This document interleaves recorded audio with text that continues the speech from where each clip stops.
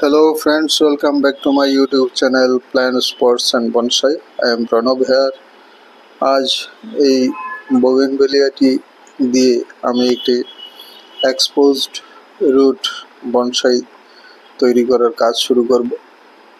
আর বেশ কিছুদিন যাবৎ প্রায় 1-2 বছর যাবৎ এই পটের মধ্যে রয়েছে এই বোগেনভেলিয়াটি এবং এর শেকড় পটের ছিদ্র দিয়ে মাটিতে অনেকটাই চলে গিয়েছিল।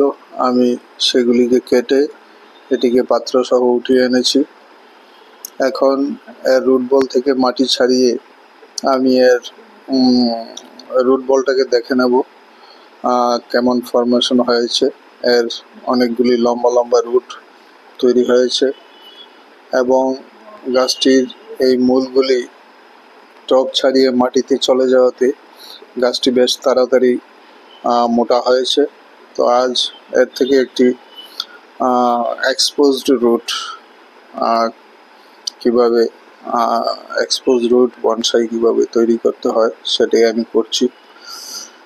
প্রথমে রুট বলটা থেকে মাটি ছাড়িয়ে এর রুটগুলিকে আমি দেখে নেব কেমন পাকাপোক্ত এবং কেমন মোটা হয়েছে। তো এরপর এটিকে আমি একটি প্লাস্টিকের সিলিন্ড্রিক লম্বাটে পাত্রের মধ্যে রেখে তারপর আরেকটি গার্ডেন টবের মধ্যে একটি সেকেন্ডারি টবের মধ্যে বসিয়ে তারপর আমি এর এক্সপোজ রুটগুলিকে পরিণত করব। তো দেখুন এতে বেশ ভালো রুট বেরিয়েছে। কয়েকটা রুট বেশ মোটা মোটা এবং শক্তপোক্ত।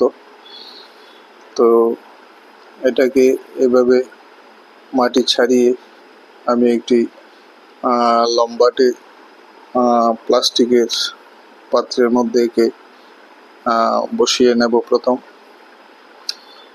এই যে এই প্লাস্টিকের বয়ামটির নিচের দিকটা আমি কেটে ফেলে দিয়েছি।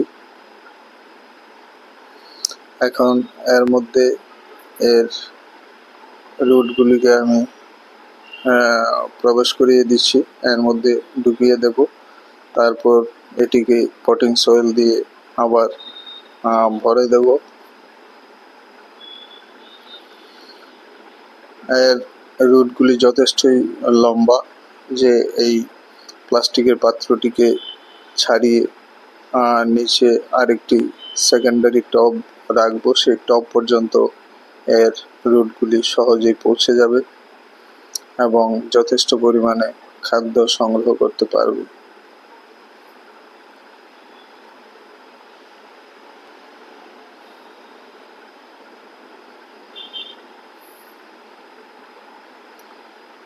তো সবগুলি রুটকে আমি এই প্লাস্টিকের বয়ামের ভিতরে ঢুকিয়ে নিলাম। এই যে রুটগুলি অনেকটাই ছাড়িয়ে যাবে। তো এখন এর ভিতরে আমি কিছু পটিং সয়েল দিয়ে ভর্তি করে দেব এইভাবে।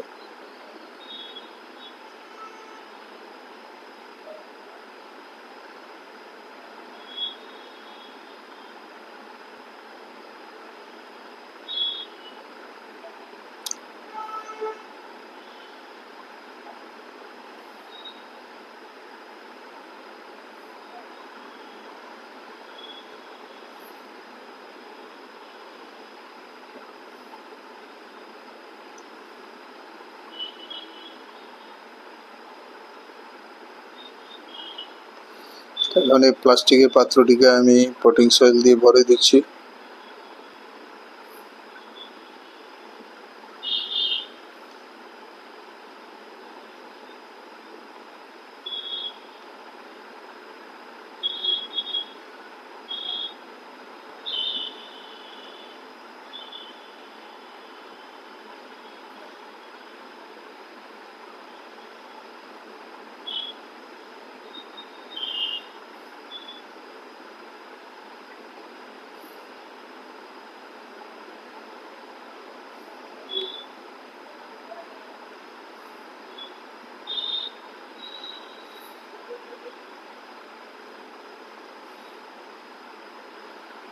এই রুটগুলি বয়মের ভিতরে থাকলে সেগুলি চারদিকে ছড়িয়ে যেতে পারবে না এবং সহজেই সেগুলি আরও নিচের দিকে চলে যাবে।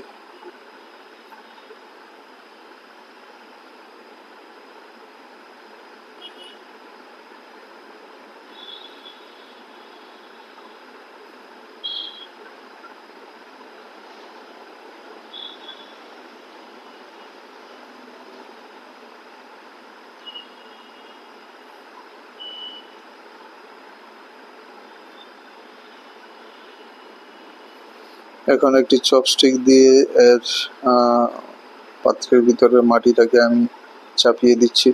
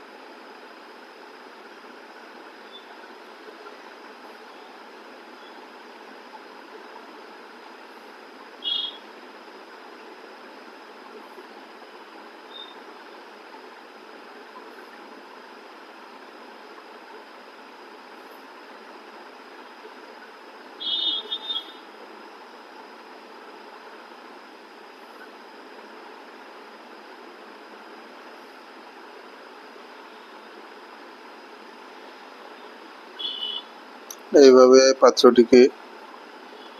প্লাস্টিকের বয়ামটিকে আমি ভালোভাবে মাটি দিয়ে ভরে দিলাম।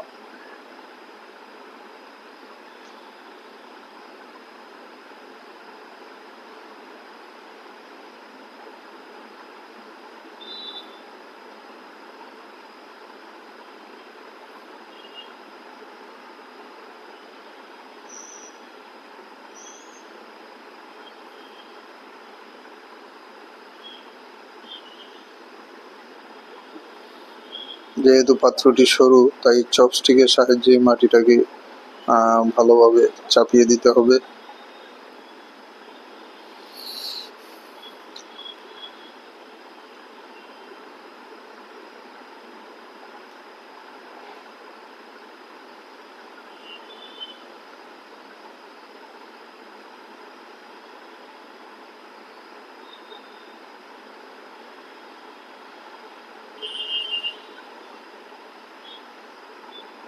তো এইভাবে আমি এই গাছটিকে তৈরি করে নিলাম।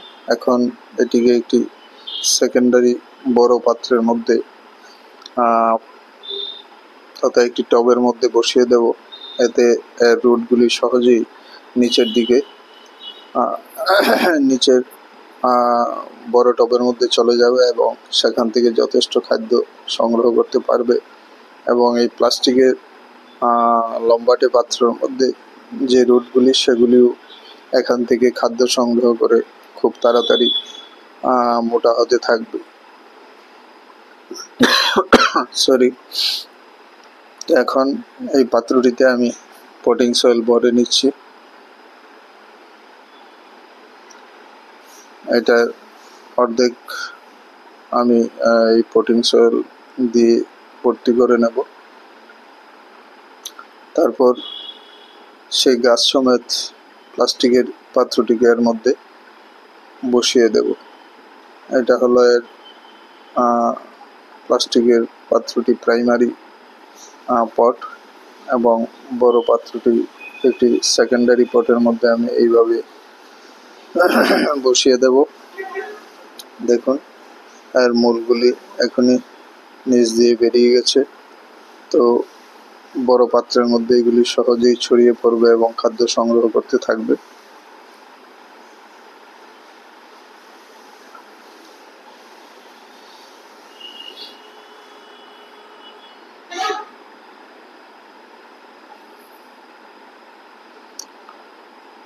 নিচের পাত্রটির চারপাশে আমি আরো কিছু পটিং সয়েল দিয়ে দেব।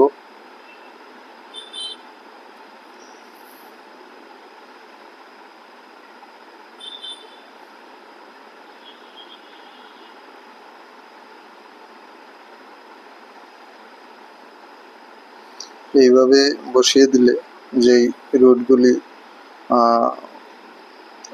প্লাস্টিকের পাত্র থেকে সহজে নিচের দিকে বাড়তে থাকবে এবং বড় পাত্র থেকে খাদ্য সংগ্রহ করবে এবং এগুলি যথেষ্ট মোটা এবং পরিণত হবে। আমি আগামী ফেব্রুয়ারি কিংবা মার্চ মাসে একে আবার এখান থেকে উঠিয়ে প্লাস্টিকের পাত্রটিকে কেটে এর রুটগুলি বের করে নেব।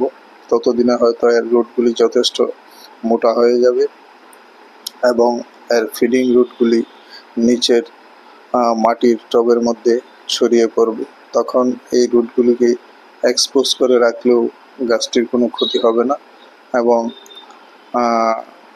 আশা করি তখন একটি সুন্দর রুট সিস্টেম তৈরি হয়ে যাবে। তো এইভাবে এক্সপোজ রুট বনসাই সহজেই তৈরি করা যায়, আপনারাও বাড়িতে করতে পারেন। তো এই ছিল আজকে আমার ভিডিও,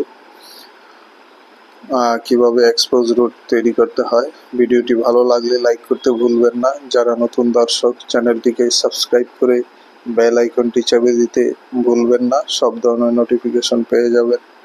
ভিডিওটি আজ এখানেই শেষ করলাম। নমস্কার সবাইকে।